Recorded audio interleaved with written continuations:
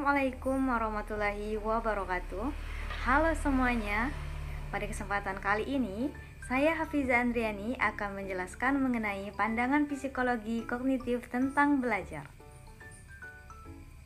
Teori belajar kognitif menjelaskan belajar dengan memfokuskan pada perubahan proses mental yang digunakan individu dalam usahanya untuk memaknai dunia. Dalam perspektif kognitif, belajar berarti perubahan dalam struktur mental seseorang yang menyediakan kapasitas untuk mendemonstrasikan perilaku yang berbeda. Teori ini menekankan pentingnya proses mental dan apa yang terjadi pada si pembelajar. Dalam pandangan ahli penganut aliran kognitif, tingkah laku yang tampak tidak dapat diukur dan diterangkan tanpa melibatkan proses mental seperti motivasi, kesengajaan, keyakinan, dan sebagainya. Selanjutnya yaitu teori-teori belajar dalam rumpun psikologi kognitif. Yang pertama yaitu adalah teori belajar kognitif file dari Kurt Lewin. Berdasarkan psikologi Gestalt, Kurt Lewin 1892 sampai 1947 mengembangkan teori belajar kognitif file. Menurutnya, setiap individu berada di dalam suatu medan kekuatan yang disebut dengan life space yang mencakup perwujudan lingkungan di mana individu beraksi. Misalnya, orang-orang yang dijumpai atau fungsi-fungsi kejiwaan yang dimilikinya.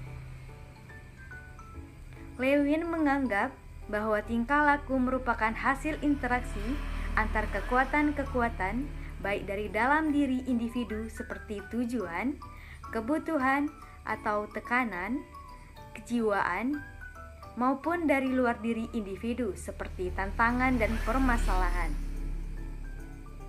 Belajar berlangsung sebagai akibat dari perubahan struktur kognitif yang merupakan hasil dari dua macam kekuatan. Satu, struktur medan kognisi itu sendiri, yang lainnya dari kebutuhan dan motivasi internal individu. Dan yang kedua yaitu teori belajar kognitif development dari Jean Piaget. Menurut Jean Piaget, seorang psikologi developmental, bahwa proses berpikir merupakan aktivitas gradual fungsi intelektual dari berpikir konkret menuju abstrak. Pertumbuhan kapasitas mental memberikan kemampuan-kemampuan mental baru yang sebelumnya tidak ada. Perubahan intelektual bersifat kualitatif, bukan kuantitatif. Sebagaimana dijelaskan dalam Suemanto 2006, menurut Piaget, inteligensi terdiri dari 3 aspek, yaitu yang pertama struktur atau skema adalah suatu pola tingkah laku yang dapat diulang. Yang kedua yaitu isi atau konten, yaitu suatu pola tingkah laku spesifik tatkala individu menghadapi suatu permasalahan. Dan yang ketiga yaitu fungsi atau function, yaitu yang berhubungan dengan cara seseorang mencapai kemajuan intelektual. Aspek ketiga ini terdiri dari 2 macam invarian. Yang pertama yaitu organisasi, berupa kecakapan seseorang atau organisme dalam menyusun proses-proses fisik dan psikis dalam bentuk sistem-sistem yang koheren. Yang kedua yaitu adaptasi, yaitu penyesuaian individu dengan lingkungannya. Adaptasi ini terdiri dari 2 proses komplementer. Yang pertama yaitu asimilasi, yaitu proses penggunaan struktur atau kemampuan individu untuk menghadapi masalah dalam lingkungannya. Dan yang kedua yaitu akomodasi, yaitu proses perubahan respon individu terhadap stimuli lingkungan. Piaget juga menjabarkan implikasi teori kognitif pada pendidikan, yaitu memusatkan perhatian kepada cara berpikir atau proses mental anak tidak sekedar pada hasilnya. Mengutamakan peran siswa dalam berinisiatif sendiri dan keterlibatan aktif dalam kegiatan belajar. Memaklumi akan adanya perbedaan individual dalam hal kemajuan perkembangan. Mengutamakan peran siswa untuk saling berinteraksi. Yang ketiga yaitu ada teori belajar discovery learning Brunner. Jerome Brunner dalam Geek dan Berliner 1998 mengklaim bahwa pemikiran dan aktivitas intelektual tidak hanya merupakan sistem pemrosesan informasi, tetapi berkembang seiring pengalaman individu anak.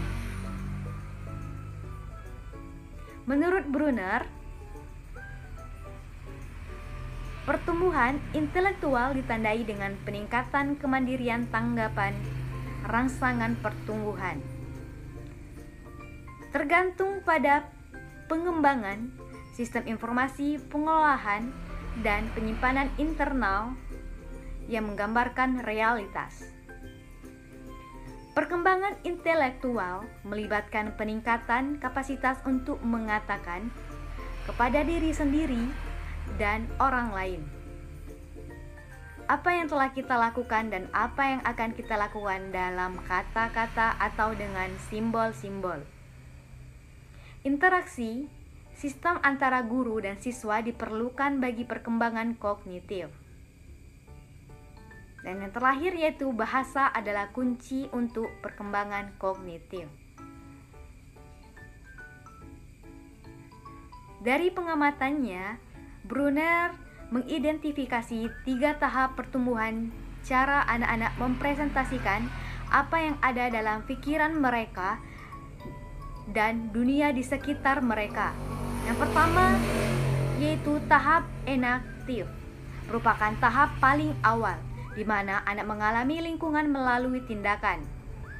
Yang kedua yaitu tahap ikonik, merupakan kemajuan besar setelah tahap awal di mana tahap ini informasi dibawa oleh citra visual dan pendengaran. Yang ketiga yaitu tahap simbolik, dicapai sebagai pemahaman melalui tindakan dan persepsi memberi jalan untuk pemahaman dunia melalui sistem simbol seperti bahasa, logika, dan matematika. Sekian penjelasan mengenai pandangan psikologi kognitif tentang belajar dari saya. Terima kasih atas perhatiannya. Saya akhiri, wassalamualaikum warahmatullahi wabarakatuh.